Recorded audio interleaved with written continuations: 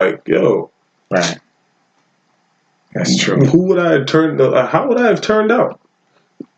Understood. You know? Yeah. And that is an actual great point Yeah. because, innately as a child, even though you may not realize you're doing it, you are searching.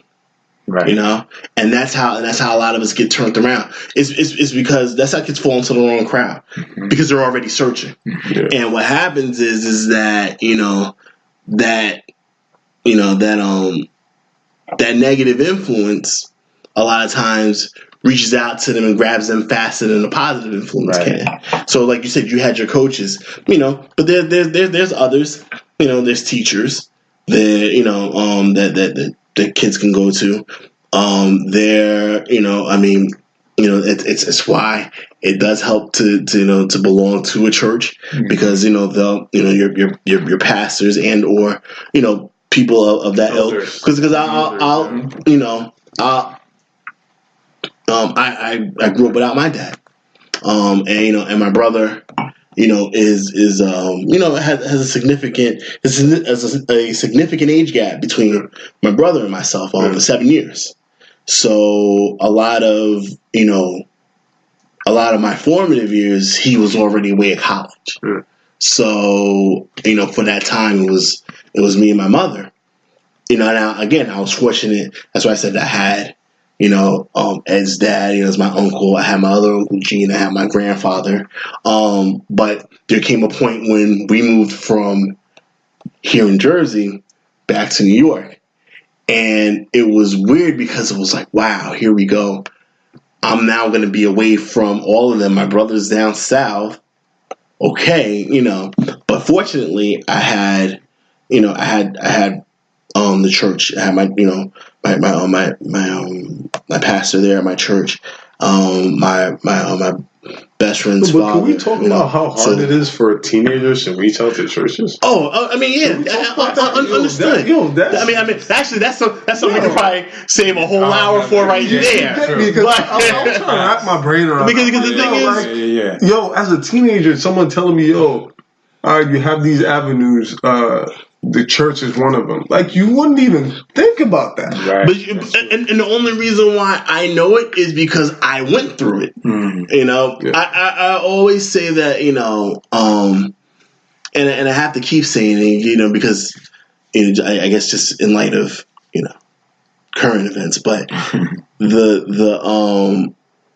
I feel a pretty good success story, all things considered, because like I said, it was, trust me, when we moved back to New York, that negative influence, it's there. I mean, and it's waiting for it to, it's waiting to buddy you up. Right. And and say, hey, stay with me. Right. I was fortunate that a lot of my a lot of church influence I had, those roots were planted way before I moved back to New York. So I already had that goes to that Proverbs 22:6. Train up a child.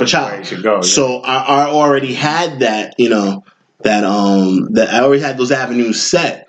But because I look at a lot of my friends who didn't have that, and it was easy for them to get caught up in everything else because if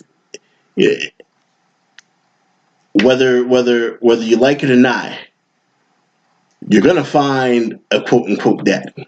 Yes, sir. Whether it be positive, like going, like growing up, in the church, having those coaches, or the streets. Yeah, right. You're gonna have a daddy. But you know what? In 2019, this is such a I'm gonna keep it real. This is such a soft society that we live in. Like everything is so tender. But I think no. Check this out, right? So where you have kids looking, it's not necessarily the streets. It definitely is. The streets is still a factor for sure. But now you have kids looking to the TV, looking to rappers and things, and that goes you know, like a lot of these rappers are not who they, you know, portray themselves to be. No, but is that a phenomenon of this generation? I think that's been happening for a long time. But I think, right? Yes, exactly. But what it is though is that the content is a lot easier. It's so accessible. Right. You got little kids, babies, you know, watching TV doing the dances. So it's like it's accessible, like you said, it's accessible. Almost as soon as you come out the womb, right? And like I said, and that's another. I mean, and I guess both parents, you know, and when I say parents, I'm talking parents can actually share some of the blame in where because it's easier to kind of let TV raise the kid. It is. You know, while you're taking care of stuff, and it might not mean to do it, right? It's just, you know, you're working a long day. You come in, you know, you're tired. You know, the only way to keep, you know, little Junior quiet is to sit him in front of the TV, let him watch his favorite show. Right. But while he's watching that favorite show, he's bombarded with, you know, thousands of images per minute. Yeah. Per minute that tells you this is what you want to be in life. This is what you need to have. Right. This. Right. And it may not necessarily be what it is that he should be. You know? So yeah, there's something to be said for letting your, you know, for those avenues. But like I said, something's going, you know, you're going to have a daddy, whether, you know, whether you want one or not, you're gonna have that guide and influence, and like I said, it could be the streets, it could be, you know, pop culture as we know it today. You don't have that. Can we take a little side street? Sure. I hate to like hijack this, dude. Nah, yo, this is beautiful. Do this. Like, I think that like there's also a problem with the people that like pass on knowledge because. Not only, and I hate to use this cliche, but like the education that like, you know, was used for like the people that are handing us down like life advice on like, yo, choose this career or marry this person or live your life this way. We're educated in a completely different generation than like we were. You know, imagine like, because we complain all the time like a lot of like non-believers who are like, you know, struggling with Christianity talk about like a favorite argument of theirs is that, yo, the Bible was created like, you know, thousands of years ago. Like, you know, how can you use that model for 2019? And I mean, do they have a point? Like the people who like my mom and my dad gave me career advice. They were like, yo, go be a doctor because in high school you were good at like math and science and all of that. Right. I took that path and it didn't lead to me being a doctor. I actually later on found out that like my passion was finance. You know what I mean? That cost me close to 6 years of my life. So me listening to my parents like, yo, you should go into medicine. Is that bad advice? No. You know what I mean? It is. It's like no, but then it begs the question. It's like, yo, the people giving advice, are those people really well equipped to give you the advice that you need? Well, not opposed to like the advice that a parent gives to a child or the advice that a mentor gives to a mentee or like, yo, all right, yo, that's my youngin', yo, like. You should do it like this way. You should go down that path. Or, you know what I mean? Right. They may not necessarily know what's right for you. I mean, they don't know everything in this world. They don't know, like, you know what I mean? I always look at my dad and I'm like, yo, that's me in the future. You know what I mean? And when you think about it that way, it's like, yo, I don't really know. I know some stuff. But I don't really know much, like, you know what I mean? Yeah. Like, I don't know much that if my niece came up to me, oh, Uncle Junior, like, what should I be in future? Yo, bruh. but let me. What I can do is support your dreams as much as I can, but I have no idea. Yo, you're the one. You gotta tell me. It's your life. But here's the thing. Tell me. Yeah. Here's the thing. This is what your parents did, though, and this is what you gotta grasp hold of. The reason they said to be, but they tell you to be a doctor, right? Yeah. What didn't they tell you? Did they tell you to be anything less? No.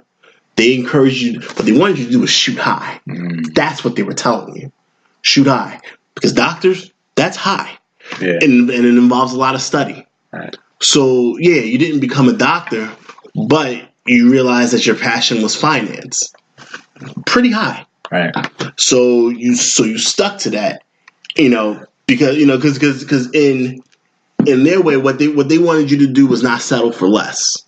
And doctors have the reputation of, the road to get there. But I could have easily been an artist or a writer who could have written, like, let's say, the 48 Laws of Power. I don't, you know what I mean? Why can't you do it now? No, I'm not saying that I can't do it now. I'm just saying that, like, who are we to say that, like, any career, like, especially now with what globalization has done to, like, the world, right?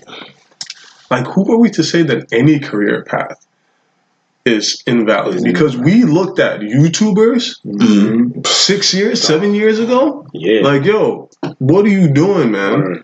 But now these guys rake in hundreds of thousands of dollars a month. Is that now a valid career path? But see, here's the thing, though. To everything that you know that what has, I mean, right? But this is where that help comes in, because to every phenom, especially anything after 2000, there's a bubble attached to it. The .com industry, that was the big thing in the early 2000s. I don't agree, because YouTube channels they've gone from it being really talented individuals to people who upload highlights of NBA games and they're making bank. Yeah, that's they make so much money. But here's the thing, though.